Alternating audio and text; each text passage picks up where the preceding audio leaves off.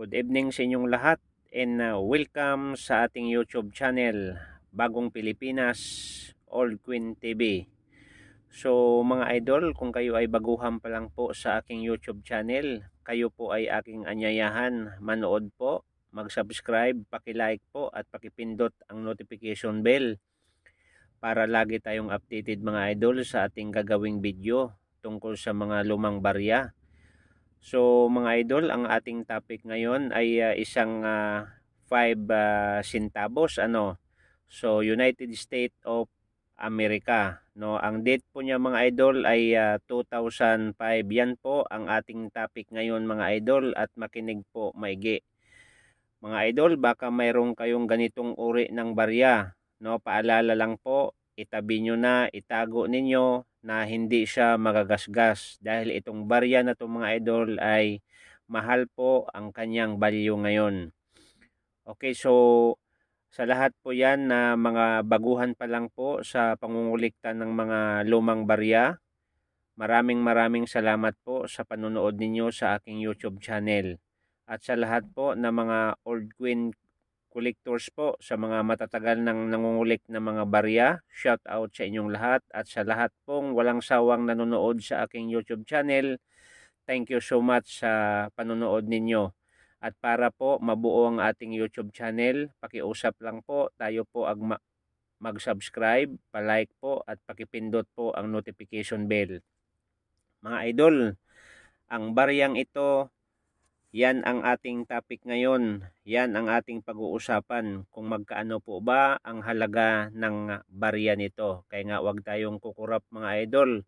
At kung kayo po ang mayroong katanungan sa baryang ito, so wag kalimutan lang po, bisitahin lang po natin ang mga website po, no, sa Google, na kung saan po doon niyo makikita na kung magkaano po ang price ng baryang ito, no? So madali lang po 'yon.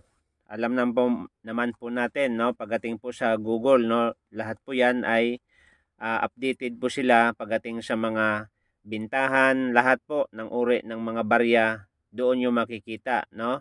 Okay mga idol, ang coins po natin ay rare po ito ha, 2005 Midmark D. Ayan mga idol ha, tandaan po natin ha, ang ating barya ay 2005, ang kanyang midmark ay D. Ayan po ha.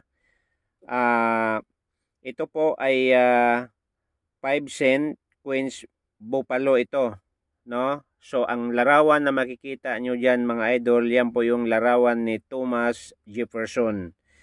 Itong coins na to mga idol ay double error, no? Kumbaga double die po itong coins na ito. Baka mayroon kayong coins po na ganito po ay double die po. So paki-check po ang inyong mga coins, no? Kasi itong coins na to, malaki na po ang kanyang value. Tandaan po 'yun ha. Rare 2005 at ang kanyang midmark D 5 cent. Nickel Queens Thomas Jefferson. Tandaan nyo po yan ha. And saan po siya naka-issue mga idol? Na-issue ito sa United States, no? So period po, Federal Republic 1776. Ulitin ko po, period Federal Republic 1776. And ang year po niya mga idol ay 2005 po. Maliwanag po yung 2005. So mga idol, itong coins na to, ito yung sa harapan, ito yung likod, no? Nakita natin yung buffalo, no? So yan po yan. And ang value po niya mga idol ay 5 cent. Okay, ang kanyang composition mga idol ay copper at saka nickel lang po ang kanyang composition. At ang kanyang timbang po ay 5 grams. Okay? At ang kanyang diameter mga idol ay 21 mm. At ang kanyang thickness po ay 1.95 mm. Okay. So, sana mga idol mayroon tayong natutunan, no? At sana mayroon kayong ganitong uri ng coins. So itong queens na to mga idol, akin lang ipapaliwanag, ito po ay tatlong klase po ang kanyang mid-mark. Ang mid-mark po niya ay mayroon pong mid-mark nga D, at mayroon pong mid-mark na P, at mayroon pong mid-mark na S. So baling tatlong klase lang po ito, no? Okay, so ang D po mga idol, ang ibig sabihin po yan, United Statement of Denver, no? Kaya po yan D. At yung P naman mga idol, United Statement of Philadelphia, no? United States 1792, no? Tandaan nyo mga idol, dated po yan, no? So ang P, no? Philadelphia, United States 1792 dated. Okay, so ang S naman po mga idol, ang S ay United Statement of San Francisco, United States 1854 pa dated. So maliwanag po mga idol, ha? Okay mga idol, punta na tayo doon sa price nito mga idol sa dollars, sa dollars muna tayo mga idol bago tayo mapunta doon sa Philippine money, no? Okay mga idol, itong barya na to ay binibili po ng $99. May bumili po mga idol ng $50, depende po sa klase sa inyong barya. At mayroong bumili dito mga idol ng $1,000.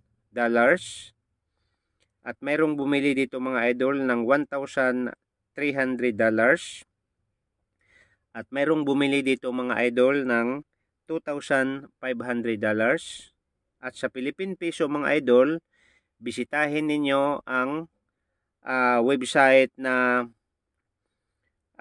yung SJCOM Philippines, no? SJCOM Philippines. Bisitahin nyo mga idol ang kanilang bintahan nito at mayroong bumibili dahil itong coins na to mga idol ay madalang lang po, no? Madalang lang po, no?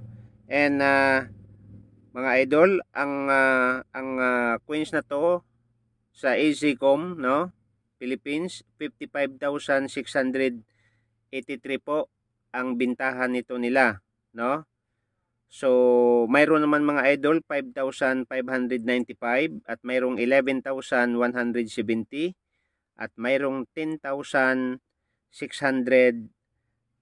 po.